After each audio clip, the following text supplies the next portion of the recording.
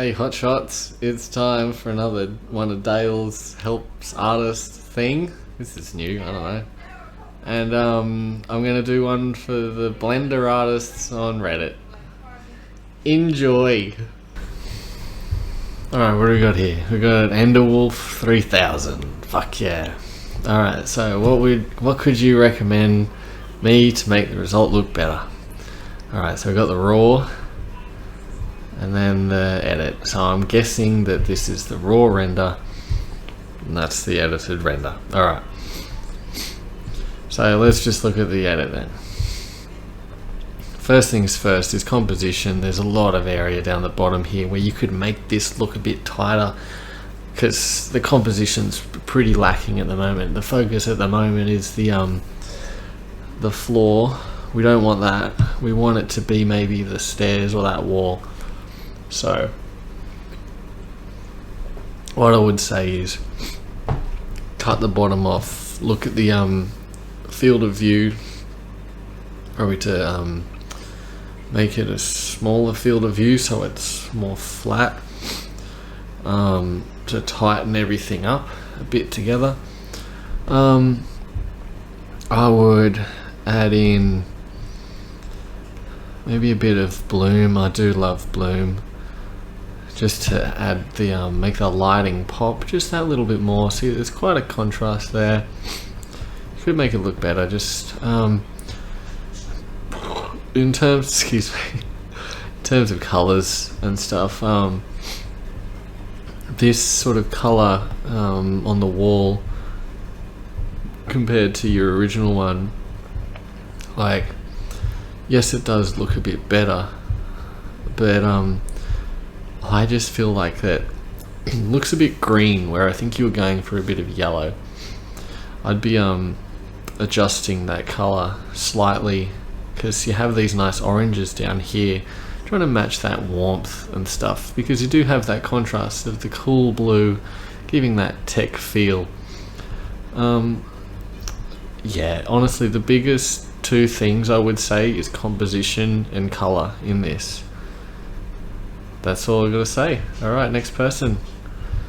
Hang on, I'll just open that up. Cool. We've got Idenest 101. How's my low poly M4? Alright, so first thing I would say is I love like these textures and stuff that you've got here. You are starting to get those details in. It is quite flat, especially around like this section, and that section. So I would be adding in just a bit more like extra bits. So you look at photos of M4s and stuff and get a little where the bolts and stuff go. I would also consider using bevel on even like the tiny little edges, just so it captures the light a little bit more. But it looks like you're not up to materials yet and using normal maps yet, so I'm not going to go into that. So pretty much just adding a bit of detail on these flat bits just to give it a bit more of an extra level. Cool, nice. Alright, we've got Duck Eat, Ratatouille, Cyclops are made. What do you think? Let's open it up. It's a great one. I do really like this one. I was looking at it before. Love the character. Love the colors. I feel like there's a few little things in this. So first thing I'm going to say is where this dot is, probably maybe just giving it a bit more space around the lips, so we have a nice like shape, like, or the silhouette of the mouth where this can sort of interrupt it. You can still keep one there, but just maybe just taking it away a little bit from the mouth. I do like how you've used the ones on the feet and hands. Maybe considering just how far you are going up with it. The toes, they're quite sort of basic in a way. Like, I feel like you could just muck around with some of the polygons, move them around a little bit with that to make them look as balanced as the hands are. This finger is a little bit manky. It could be just adjusted slightly, giving it a bit more thickness just around where the knuckle would be. I would maybe adjust slightly the color of the loincloth thing to be maybe just a lighter brown or a different sort of color-ish. Still the same sort of, like, it's more that I'm saying this because I don't want it to fall into the darkness of the mouth too much. Like, you can see how the black eye is lighter than the mouth. And that's because it's a bit reflective and stuff. But I think it could be interesting to explore the different colours of the loincloth, as well as the shape, maybe just adjusting the polygons slightly to make it less symmetrical. And I would maybe consider just maybe making one of the teeth like a little bit bigger or something, or a bit pointier or something, just to break up that symmetrical style stuff.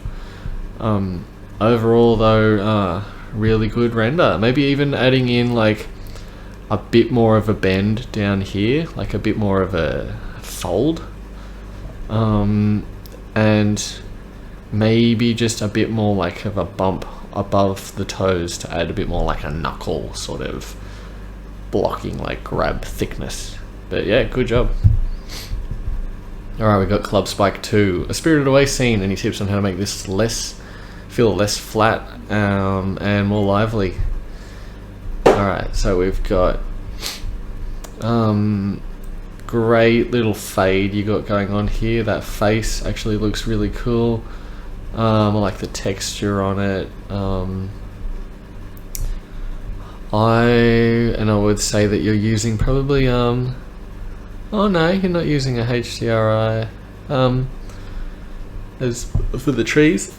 The trees I'm feeling like you didn't make.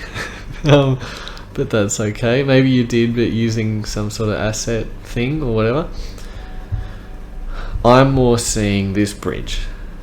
Okay, so this bridge, it looks like, well, I don't know for sure, but looks like you may have put a bevel on it, but if you haven't, definitely put one of those on, and if so, it needs to just be a tad thicker.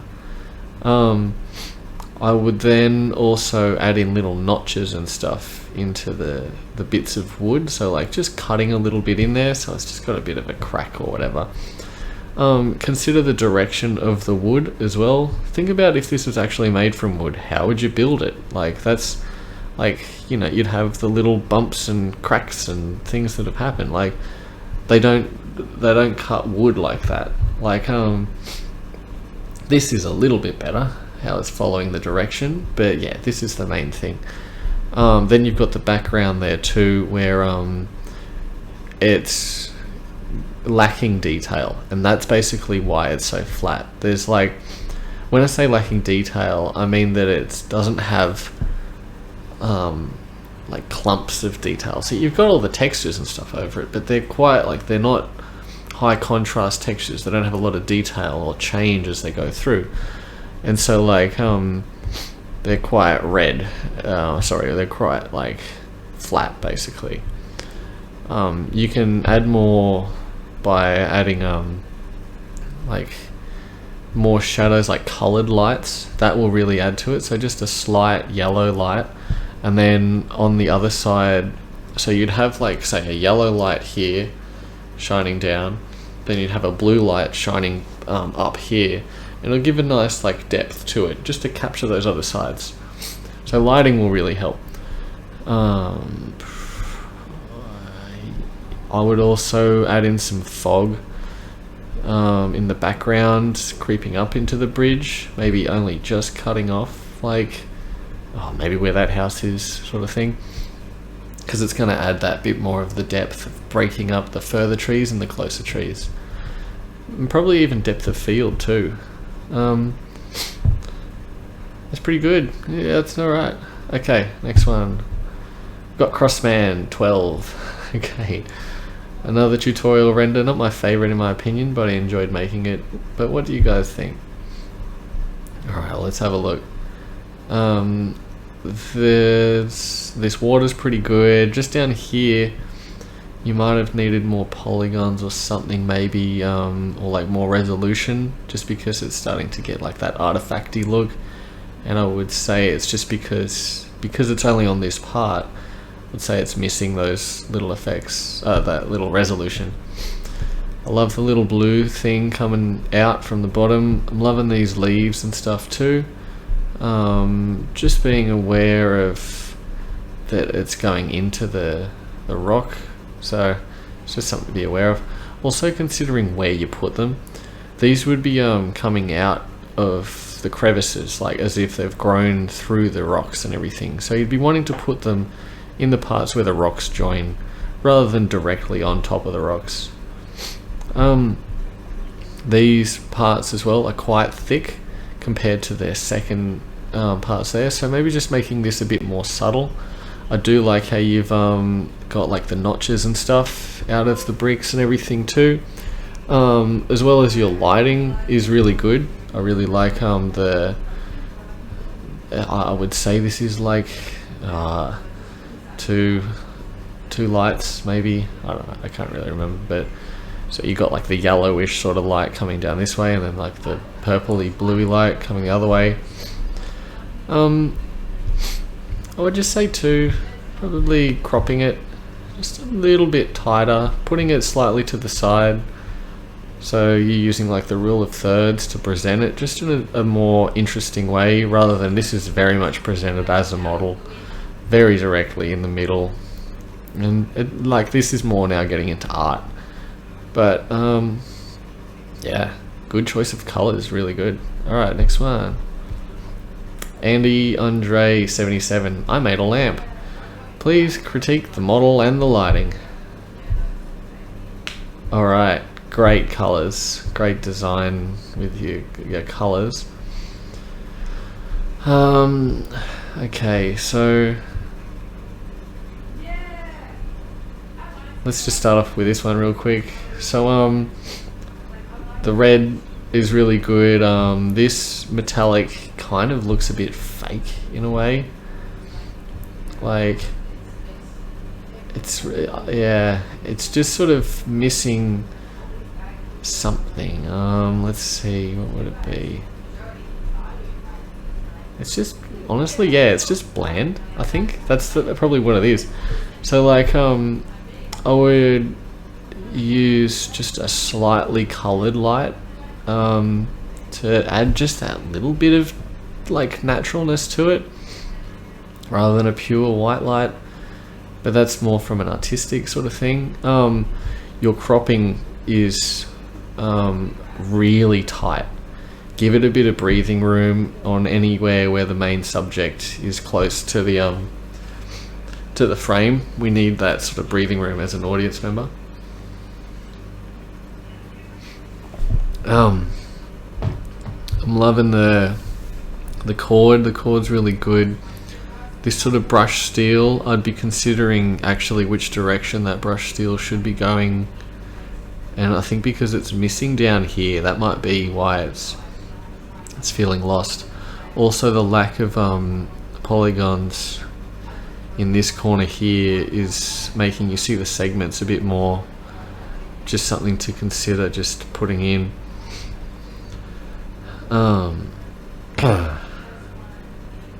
That's pretty good. I'd be considering like adding dust and stuff, or like just little marks. Just tiny little imperfections. Oh yeah, and watching out for the resolution as well on those chords there. You can see the little segments there too. Okay. Next one. So I think like your first one, this one has the same streaks. It's just that you're sometimes using just slightly lower resolution than what you need. Great use of wood texture. I'm pretty happy with that. You could get that a bit more realistic, especially in that seam part there, but it's turned out pretty good.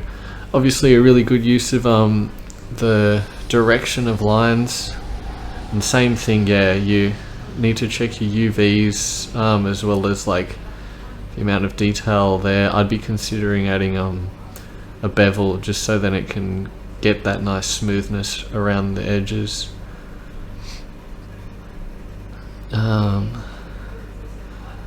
I like that metal part there, the little extra details, but I think that,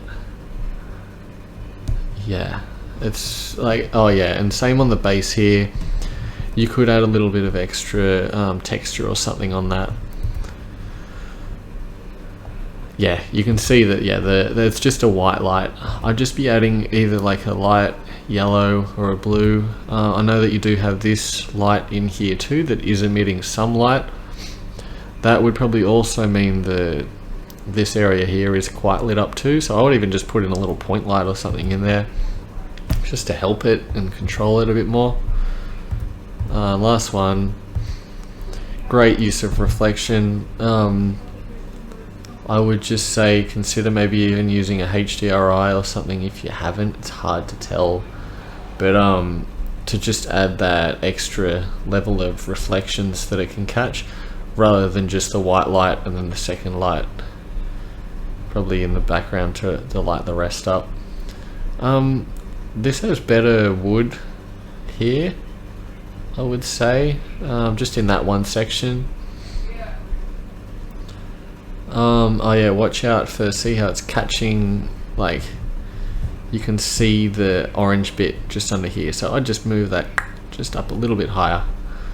But yeah, that's pretty good. I'm pretty happy with those. You're doing good. Next one. Okay, we got Jeremy Stover. Just started blocking out this scene. I don't like the composition. Any thoughts? Fucking love talking about composition. Alright, so first things first, everything that's of importance that you want to show needs to sort of be in the scene in a way. Like, look, people composite things differently, but this is cut off just a little bit where if you had that little bit of extra breathing room, it could look really heaps better.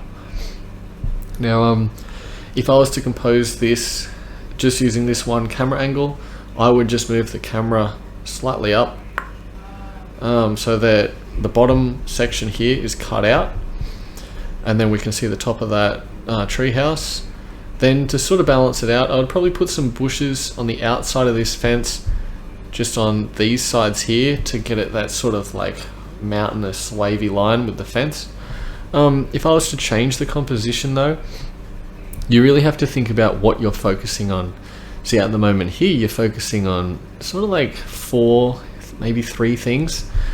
It's the swing set, the sand pit, and the treehouse, and then the fence in the background. I would choose one thing that you want the person to look at or gaze into. So let's say it's seeing this person up on the tree house here. I would put the camera down in this bottom section here, probably about eye level of, or where like the swing set would be, just a step back, so you can catch that in the foreground. This is also going to be in like the mid-ground behind the swing set, so now we're adding a bit more depth. And then you can have the camera maybe catching in like the top right section, this treehouse, or at least the top of the treehouse with the person looking out over it, just so that you can then have a bit more depth and stuff to it. If you were to have the swing set in it, you could be maybe looking over this person's shoulder, looking at the swing set from the treehouse. That's the sort of things I'd be thinking. Other quick things would be just maybe using like ambient occlusion if you haven't really. It's sort of, it'd be subtle if you have here. You might have actually, but just to maybe make it just knock it up just a little bit more. I'd be adjusting the contrast, so you've got a bit of stuff around the edges here, maybe chromatic aberration, I think it is. It's a new word I've been learning. And yeah, so that you can heighten the whites a little bit and make it more saturated and stuff too, because it's quite a grey-ish image, if that makes sense. Like, there's not a lot of dynamics. And because another thing with composing stuff is looking at the silhouette of something. The fence basically breaks up the silhouette of the 2 major pieces here, and that's where this is now brought to attention, but then that drags our the fence drags our attention as well. So that's, yeah, honestly, it's going along, you're doing good, man. Just keep patient. But hopefully, yeah, that stuff helps. Alright, next one. Designer, illustrator, blah, and other not so great feelings. Actively looking for feedback. Alright, so we've got the model without textures. Alright. Let's see. So I was looking at this one before. I think the main thing that I was thinking is that it's very one-sided, like it's not composed and balanced. I would adjust the camera angle slightly so that you're more face on, and so maybe you're more front on with the table looking at the guy, where this can still be in the shot. Maybe it's a little bit tighter in, but so that there's a bit more focus on this guy, just a bit more. He'll still be off center, but that we won't be looking over in this seat so much, unless that's what you're going for. If you're wanting people to think about an empty seat, that's cool. The other thing is use of color. I feel like you could color the background, like this part here, with just maybe a slightly different color. Still the same like darkness and like still just the one solid color, but it could really add a whole lot more into it. See how we've just got like this random section here too, how that's colored. It's drawn my eye randomly. Keep that like the same gray, just make the background a slightly different color. Yeah, composition's good, modeling's good. The jelly sort of stuff is really good too. You could add a little bit more detail with that, maybe like draping down the hand a bit more, because I was a bit confused about what was going on with his hand in the beginning. It was kind of getting lost in it. I would also maybe even consider an outside light source to add a bit more shape to the character rather than just the one, but that's just me. I like the use of bloom as well that you've got going on here. Yeah, that's what I'm going to say about that. Good job. Alright, we got our last one. Okay, we got an animation. Who made this again? Who was it? Miserable Ankle. Cool. Small character jump. Okay. Okay, background's wigging me out a little bit. If you can see, there's a lot of shaking and stuff. Check that out. Check that out, maybe. Okay, so we've got the thing that gets me at the moment is that they're shrinking and not getting wider. Okay, that's the first thing. There's a thing in animation where they should maintain their like mass. So as it shrinks down, it'll be getting like wider and squishier. And then as it comes up, I like that its face comes off its body. That's pretty cool. Motion blur is good.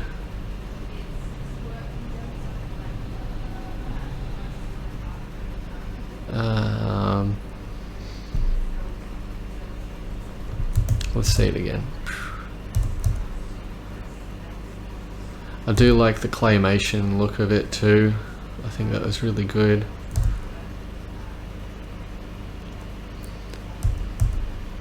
Yeah, I think